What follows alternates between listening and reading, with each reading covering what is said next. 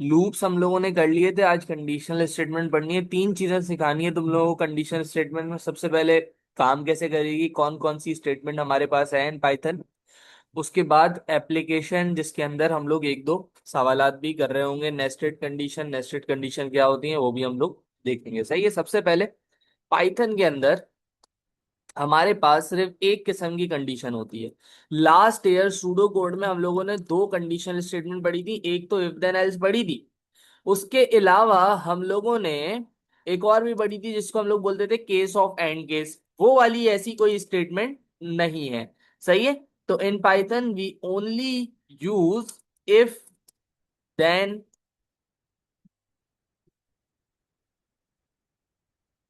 Else statement. ठीक है।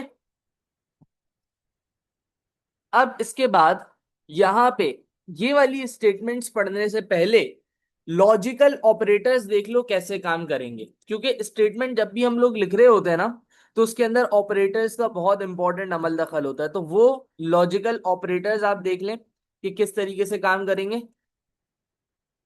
अब लॉजिकल ऑपरेटर्स में क्या क्या है आपके पास। लॉजिकल ऑपरेटर्स में आपके पास एक तो एंड और वो वाली चीजें होती हैं। सही है। तो ये यहाँ पे लिख लो। इसके अलावा आपके पास मजीद जो ऑपरेटर्स हैं उसमें क्या है, और आपके पास एक कंडीशन को जब आप ट्रू होगी तब आप चलाएंगे। सही है। नॉट क्या करता है, कंडीशन को फॉल्स जब होती है, जब कंडीशन आपकी फॉल्स होती है तब चलता है। ठीक हो गई बात। इसके बाद आपके पास कुछ मैं मजीद ऑपरेटर्स की बात कर लेता हूं। उस ऑपरेटर में कौन आएगा, अगर आपके पास मिसाल के तौर पे इज इक्वल्स टू का साइन आ रहा है, तो आप क्या इस्तेमाल करेंगे, double is equals to. Double equals to का मतलब क्या है, आप शो कर रहे हैं इक्वल्स टू। आप क्या शो कर रहे हैं, इक्वल्स टू। यानी यहाँ पे फॉर एग्जाम्पल मैं दिखा दूं, 5 इज ट्रू। सही है। इस तरीके से हम लोग कंडीशंस इस्तेमाल करेंगे। And then so on. ये आपके पास मजीद ऑपरेटर है जहां पे exclamation mark is equals to क्या बताएगा, not equals to. Less than कैसे होगा, ये लेस देन है। ग्रेटर देन कैसे होगा, ये ग्रेटर देन है। लेस देन इक्वल्स टू ऐसे, greater than is equals to ऐसे आ जाएगा। ठीक है। एंड कब काम करेगा, जब दोनों कंडीशंस ट्रू होनी चाहिए। और कब काम करेगा, जब एक भी कंडीशन ट्रू हो जाए तब भी। एंड नॉट का मतलब क्या है कि भाई कोई भी कंडीशन ट्रू ना हो, यानी जिस कंडीशन के पीछे तुम नॉट लगाओगे उसको फॉल्स होना लाजमी है। क्या बात समझ आ गई यहां तक की। सही है भाई। अब सिंटेक्स के ऊपर चलते हैं कि किस तरीके से हम लोगों ने इफ देन एल्स स्टेटमेंट को लिखना है। हम लोगों ने क्या करना है, इफ के बाद कोई भी कंडीशन लिखनी है। अगर ये कंडीशन ट्रू हो जाती है तो क्या होना चाहिए, उसका कोड हम यहां लिखेंगे। सही है। अगर ये कंडीशन ट्रू नहीं होती तो हम लोग यहाँ पे क्या लिखते हैं, एल्स इफ लिखते थे। लेकिन पाइथन के अंदर एल्स इफ की जगह लिखा जाता है एल इफ। क्या लिखा जाता है, एल इफ। एंड हम लोगों ने क्या ख्याल रखना पड़ता है, ब्लॉक्स का ख्याल लाजमी रखना पड़ता है। ठीक है। यानी इफ के नीचे ही एल इफ आना चाहिए, फिर एल इफ वाली कंडीशन। एल इफ अगर पूरा हो रहा है तो कौन सा काम होना चाहिए वो। उसके बाद एल्स। एल्स का मतलब अगर कोई भी कंडीशन ट्रू नहीं है तो ये वाला कोड एग्जीक्यूट हो जाएगा। अगर कोई भी कंडीशन ट्रू नहीं है तो ये वाला कोड एग्जीक्यूट हो जाएगा। क्या बात समझ आ गई अली। हाँ भाई अली, जल्दी बताओ। जी जी जी। ठीक है भाई। तुम लोग आ गई, नबी तुम्हें भी आ गई। सही है भाई। अब एक सवाल की तरफ चलते हैं, उसमें हम लोग एक एग्जाम्पल का क्वेश्चन करते हैं एंड देन फिर आगे बढ़ते हैं। ठीक है भाई। अभी एंड और नॉट ये सब तो मैं इस्तेमाल नहीं कराऊंगा। अभी सिंपल सवाल, मेन सवाल के ऊपर चलते हैं एंड देन उसके बाद हम लोग आहिस्ता आहिस्ता करके आगे बढ़ेंगे। आज द यूजर। पहले तो क्या हुआ पूछो। पहले हम किसने यूज करते हैं? जब एक से ज्यादा कंडीशन होती है तब इस्तेमाल करते Okay. हैं। And if number is 20, then print you guess the number, otherwise try again. सही है। यानी यूजर से बोलूंगा कि तू भाई नंबर गैस कर। अगर तो उसने जो नंबर गैस किया है वो 20 के बराबर है तो मैं लिखूंगा you guess the right number. और अगर ऐसा नहीं है तो मैं लिखूंगा ट्राई अगेन। यहाँ पे देखो खाली एक ही कंडीशन है, तो यहाँ पे जब एक ही कंडीशन है तो एलिफ का कोई काम नहीं है, यहाँ पे इफ एंड एल्स का काम है खाली। सही है, तो आओ जरा इस कोड को लिखें। सबसे पहले मैं एक नम का वेरिएबल लूंगा, मैंने उसको क्या किया, इंट, जिसको हम लोगों ने डिस्कस किया हुआ है कि अगर कोई भी नंबर लेते हैं तो उसको इंटीजर में कन्वर्ट करना लाजमी है। मैंने इससे बोला गैस है नंबर, ये नंबर गैस करेगा। अब मैं यहाँ पे कंडीशन लगाता हूँ कि अगर भाई ये जो मेरा नम है ये बराबर है 20 के, तो तुम क्या कर देना, तुम आउटपुट कर देना print you guessed right number. वरना, वरना एल्स। एलिफ क्यों नहीं लगाया, एलिफ इस वजह से नहीं लगाया क्योंकि अब मेरे पास कोई कंडीशन नहीं बची ना। अगर इसके अलावा कोई और कंडीशन होती तो मैं क्या लगाता, एलिफ लगाता। अब कोई कंडीशन नहीं है, अगर 20 है तो ठीक है, अगर 20 नहीं है तो प्रिंट ट्राई अगेन कर देना, खत्म हो गई बात। अगर इसके अलावा कोई कंडीशन होती तो मैं क्या लगा देता, मैं लगा देता एल इफ बी। लेकिन नहीं है तो मैंने नहीं लगाया। लूप से बाहर आने, सॉरी कंडीशन से बाहर आने, तो मैं क्या करूंगा, एल्स के नीचे आके काम करना शुरू कर दूंगा। और यहाँ पे जब मैं लिखूंगा तो यहाँ पे क्या होगा, मैं जो हूं वो बाहर आ चुका हूं लूप से। तो मैं यहाँ पे लिख देता हूं end of condition, end of condition. ठीक है भाई। कब आया मैं बाहर कंडीशन से, जब मैं बिल्कुल एल्स या इफ के नीचे लिखना शुरू करूंगा तब मैं बाहर आ जाऊंगा। जैसे लास्ट क्लास में हमने लूप के लिए पढ़ा कि भाई बिल्कुल फॉर के नीचे लिखोगे तो लूप से बाहर आ जाओगे। ठीक हो गई बात, आओ जरा इस कोड को चला के देखें।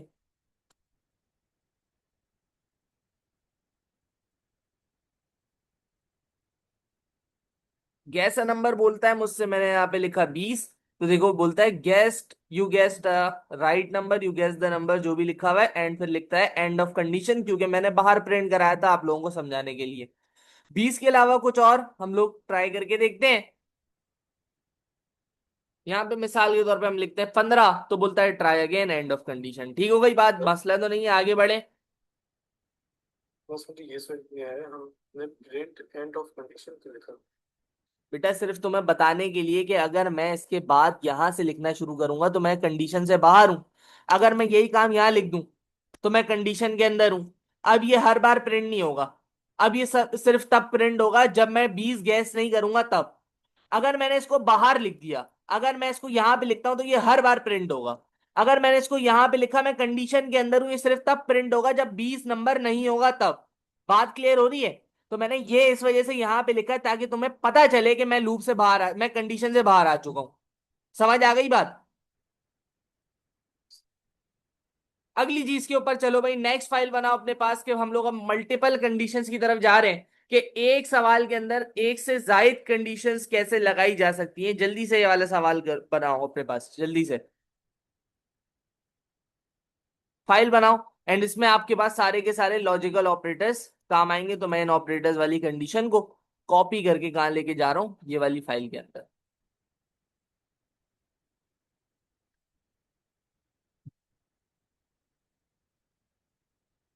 जी सर, आप बताओ। सही है भाई।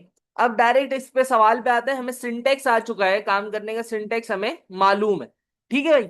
इसमें 2 से 3 हम लोग प्रैक्टिस क्वेश्चंस करते हैं, जिसमें हमारे पास एक से जायद कंडीशन हम लोग टेस्ट करेंगे। एंड और नॉट, एंड कब इस्तेमाल होगा, जहां पे दोनों कंडीशंस का ट्रू होना लाजमी है। और कब इस्तेमाल होगा, जहां पे एक कंडीशन का ट्रू होना लाजमी है। नॉट का मतलब कि भाई जिस कंडीशन के पीछे तुम नॉट लगाओगे उसका फॉल्स होना लाजमी हो जाता है। चलो अब बात करें, आगे सवाल करते हैं। Ask the user to enter Gmail and password, and if Gmail is 123@cs.com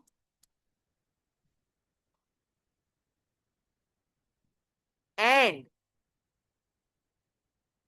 password is cs with hunain, then print क्या करना है आपने, लॉग इन सक्सेसफुल। एल्स आप क्या कर देंगे, देखो otherwise print invalid credentials. Otherwise आपने क्या प्रिंट करना है, इनवैलिड क्रीडेंशियल्स। सही हो गई बात। यहाँ पे 2 कंडीशंस है। अब इनमें आपके पास सवाल को पढ़ के गैस करना है कि क्या यहाँ पे दोनों कंडीशंस का ट्रू होना लाजमी है। जवाब है हाँ सर, दोनों कंडीशंस का ट्रू होना लाजमी है। कैसे पता चला, ऐसे पता चला कि भाई तुम अपने आप को कंडीशन में रखो ना, तुम अगर अपनी फेसबुक को लॉग इन कर रहे हो, तुम अगर अपनी फेसबुक को लॉग इन करना चाह रहे हो, तो तुम्हारे पास अगर पासवर्ड गलत होता है तब भी तुम्हें लॉग इन का एक्सेस नहीं मिलता। अगर तुम्हारी ईमेल गलत है वो तब भी तुम्हें एक्सेस नहीं देता। इसका मतलब क्या है कि ईमेल भी ठीक हो और पासवर्ड भी ठीक हो तब जाके तुम्हें एक्सेस मिलेगा। तो यहां पे मैं कंडीशन क्या लगाऊंगा कि भाई सबसे पहले तू अपनी जीमेल डाल, फिर तू अपना पासवर्ड डाल। अब मैं क्या करूंगा, अब मैं यहां पे लिखूंगा इफ, दो कंडीशंस है, सही है। तो मैं कंडीशंस को डिफरेंशिएट करने के लिए कंडीशन को मैं इसके अंदर लिख रहा हूं, किसके अंदर लिख रहा हूं मेरे भाई, ब्रैकेट के अंदर, सही है। इफ जीमेल जो आपने डाली है is equals to what, 123@cs.com, and बीच में कौन आया, एंड, क्योंकि दोनों कंडीशंस का ट्रू होना जरूरी है। एक भी कंडीशन फॉल्स है तो मेरे काम की नहीं है, एक भी कंडीशन फॉल्स है तो मेरे काम की नहीं है। यहां पे मैंने लगाया ये, अब मैंने लगाया प्रिंट लॉग इन सक्सेसफुल, यानी आपने सक्सेसफुली लॉग इन कर लिया है। क्या इसके अलावा कोई और कंडीशन मुझे गिवन है? जवाब है नहीं सर, इसके अलावा कोई और कंडीशन मेरे पास है ही नहीं। इसके अलावा कोई और कंडीशन मेरे पास मौजूद नहीं है। तो जब मेरे पास इसके अलावा कोई और कंडीशन मौजूद नहीं है तो मैं डायरेक्ट क्या लगाऊंगा, एल्स लगाऊंगा। मैं डायरेक्ट क्या लगाऊंगा, एल्स लगाऊंगा, एंड यहाँ पे इनवैलिड क्रेडेंशियल्स को प्रिंट कर दूंगा। आओ जरा हम लोग इसको चला के देखें।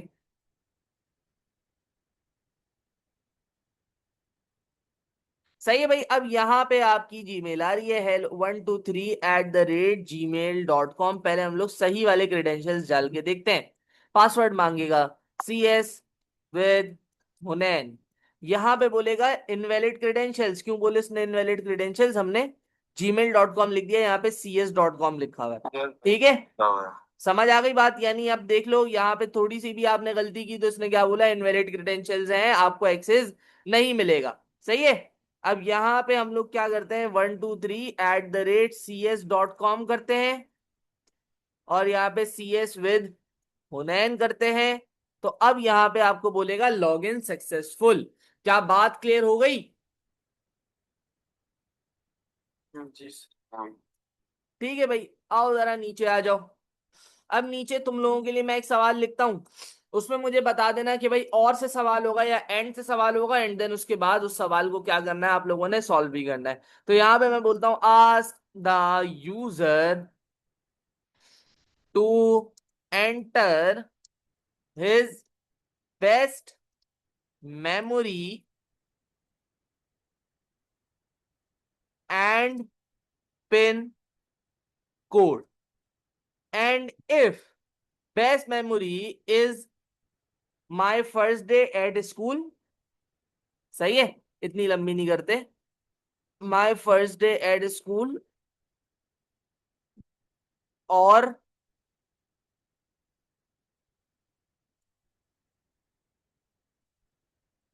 यहां पे लिखते हैं अपने पिन कोड को, एंड यहाँ पे आया pin code is 123, print access granted, otherwise print access denied. सवाल पढ़ो।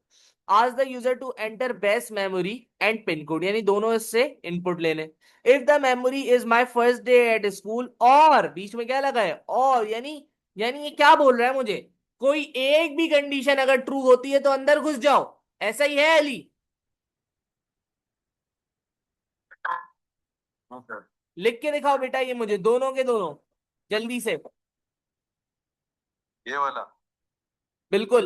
एलिफ लगाने के लिए, ठीक है, माइक बंद रहा है। एलिफ लगाने के लिए वही पुराने जमाने का एक सवाल जो कि ओ लेवल से करते हुए आ रहे हैं हम लोग, वो क्या है भाई, कि ask the user to enter his marks, सही है। हम क्या बोलते हैं, if marks are greater than is equals to 90, क्या करना है, प्रिंट ए स्टार, सही है। ये अब कंडीशन मुझे दे रहा है, मैं कंडीशंस को नीचे नीचे कर देता हूं ताकि हमें बार बार आगे ना जाना पड़े, ठीक है। ये ए स्टार वाली, ए प्लस वाली कंडीशन ये रही हमारे पास। If marks are greater than equals to 80, print A. If marks are greater than is equals to 70, print B. If marks are greater than equals to 60 print C, if marks are greater than is equals to 50 print D, otherwise print F. तो यहां पे आप देखोगे एक से जायद condition यानी multiple conditions है आपके पास, एंड अलग अलग आपने हर कंडीशन को केटर करना है। मल्टीपल कंडीशंस तो ऊपर भी थी, बट उन मल्टीपल कंडीशंस पे आउटपुट सेम आ रहे थे। यहाँ पे आपके पास मल्टीपल कंडीशंस तो है लेकिन सबके आउटपुट भी डिफरेंट है, तो इस वजह से हम एंड और जोर नॉर इन सब का फायदा नहीं ले सकते। जोर नॉर तो खैर लगता भी नहीं है, एंड और नॉट का फायदा नहीं ले सकते। तो अब हमें एल इफ एल इफ इसके ऊपर जाना पड़ेगा। तो सबसे पहला काम क्या है कि भाई आप मार्क्स को एंटर करें। क्या बोलता है पहली कंडीशन में कि अगर नंबर ग्रेटर देन 90 है तो आपने प्रिंट क्या करवाना है, ए स्टार प्रिंट करवा देना है, ठीक है। अब अगली कंडीशंस पे आना है। You do have more conditions. कितनी कंडीशंस हैं? एक, दो, तीन, चार मजीद कंडीशंस हैं, यानी चार एलिफ लगेंगे। उसके बाद कहीं जाके आप एल्स लगा के एफ को प्रिंट कर देंगे। आओ जरा एलिफ लगाएं, यहां पे लगाया एल इफ। एल इफ के साथ भी कंडीशन लिखी कि भाई अगर 90 नहीं है तो 80 है। अगर 80 है ना भाई, तो आप क्या प्रिंट कर दें? ए प्रिंट कर दें। ये आपको बोला गया, ए प्रिंट कर दें आप। सही है। अगर 80 भी नहीं है तो एक और एलिफ लगेगा। 70 है, बी कर दें। अगर 70 भी नहीं है तो क्या कर दें? 60 है, सी कर दें। अगर 60 भी नहीं है ना तो क्या 50 है? 50 से ऊपर है, डी कर दें। और अगर इन सब में से कुछ भी नहीं है, इन सब में से कुछ भी नहीं है, तो आप क्या कर दें? एफ कर दें। खत्म हो गई बात। तो यहां पे एल्स कब आया? जब ऊपर वाली सारी कंडीशंस खत्म हो गई। जब ऊपर वाली सारी कंडीशंस क्या हो गई? खत्म हो गई, तब जाके एल्स आपके पास आया। उससे पहले elif elif elif, why? Because we were catering different conditions here. और अगर अब मैं इस कोड को चलाऊंगा तो ऊपर वाले कोड भी चलेंगे, उनको भी चला देते हैं जरा। उनको इग्नोर करना, मेन कोड हमारा नीचे वाला ही है। अब ये रहा। सही है भाई। Enter your marks. मार्क्स को मैं डालता हूं 70 डालता हूं। क्या आना चाहिए 70 पे? बी आना चाहिए। 71 पे क्या आना चाहिए? 71 पे आपके पास कितना आना चाहिए? बी आना चाहिए। सही है। 69 से आपके पास सी शुरू हो जाएगा। 70 तक आपके पास बी है। तो आप जरा चेक करें, 69 पे चेक कर लेते हैं इसको। आ गया सी। बात क्लियर है। तो इस तरीके से अपने मार्क्स डालते जाओ एंड चेक करते जाओ कि भाई सही चल रहा है या नहीं चल रहा। तो ये है एल इफ की कंडीशंस। ये तब लगती है जब आपके पास डिफरेंट कंडीशन हो एंड हर कंडीशन के ऊपर कोई ना कोई डिफरेंट आउटपुट आ रहा हो, तब ये एल इफ वाली कंडीशंस अप्लाई होती हैं। बात क्लियर हो गई?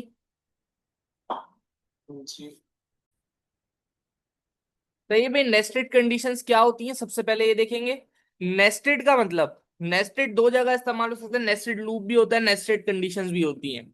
नेस्टेड का मतलब होता है विद इन अ कंडीशन एक और कंडीशन का आ जाना, कंडीशन के अंदर कंडीशन। या अगर कोई मुझसे पूछे कि नेस्टेड लूप क्या होता है, तो मैं क्या बोलूंगा? लूप के अंदर एक और लूप। बात समझ आ गई?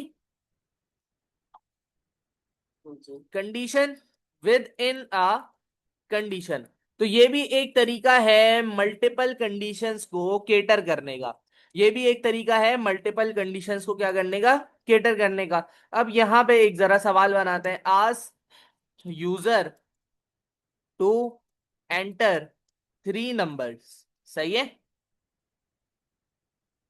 And print the greatest number among them, सही है, यूजिंग नेस्टेड लूप। यहां पे कंडीशन बता दी तुम्हें कि भाई नेस्टेड लूप का ही इस्तेमाल करना है। लूप बोल रहा हूं, sorry, condition. Using nested conditions.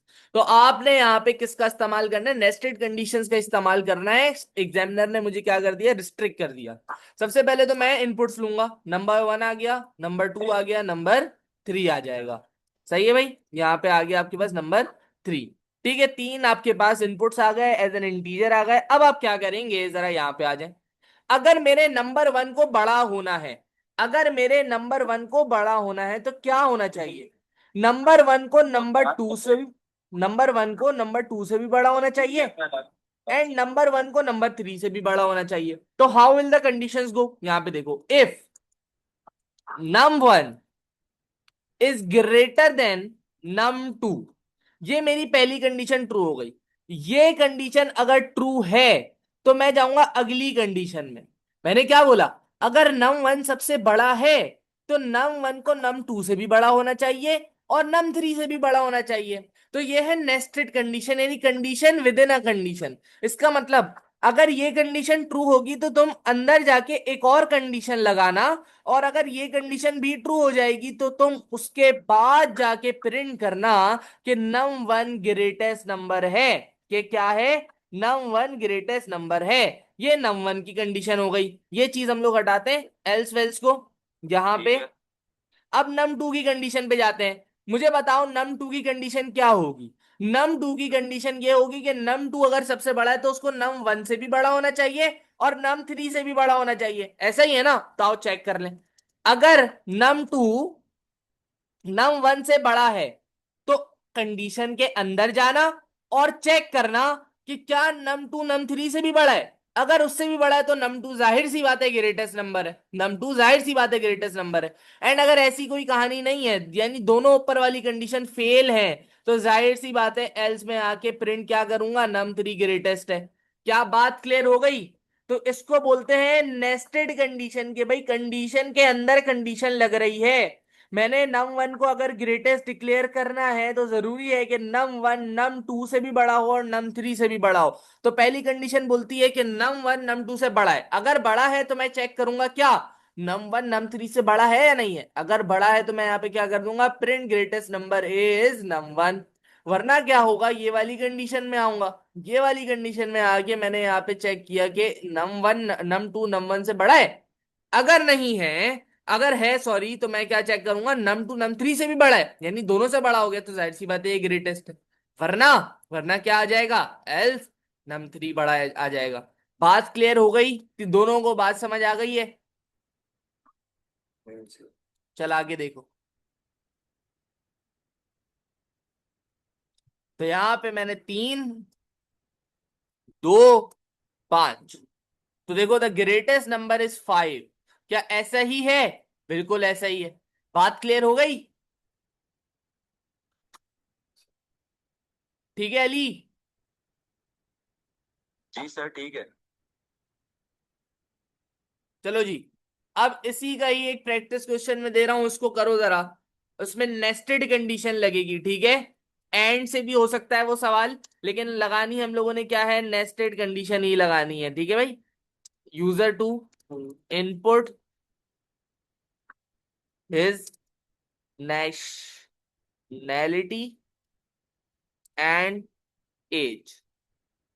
If nationality is Pakistani and age is greater than is equals to 18, print you are eligible to vote, otherwise you are not eligible to vote. Solve this question। मैं इसको जरा नीचे कर लेता हूं ताकि आप लोगों को सवाल पूरा दिखे।